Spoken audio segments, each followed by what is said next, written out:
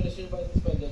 Newly elected Senate President Soto Wanbul, the last Torah of Soto for justice, truth, and accountability.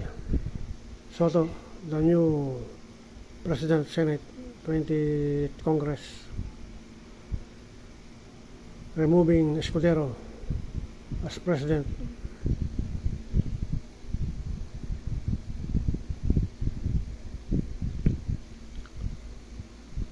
Removing Chis Escudero as former President, disgusting and treacherous and miniontic of Digong, evil Digong. We proceed with the taking of the newly elected Senate President's President. Ayan na, 8 September 2025, Monday, alas 5 na. Please state your name. President C. Soto III. Soto, taking out Senate President.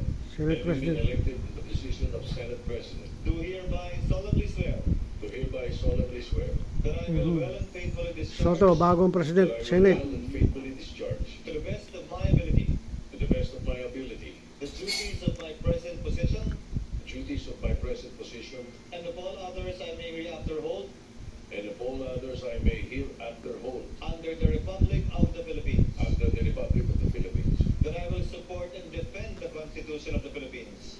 That I will support and defend the Constitution of the Philippines. Of the Philippines, 1987, Philippine Constitution.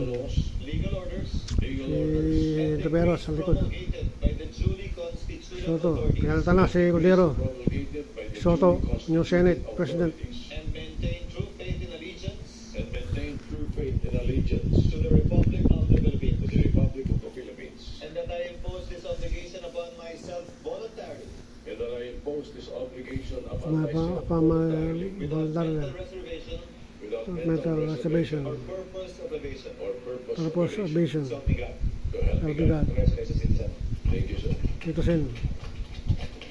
Pinalta na. Si Portwit. Pinalta na Portwit. Ngayon, September 8, 2025, Session 17. Number 17. Session is suspended.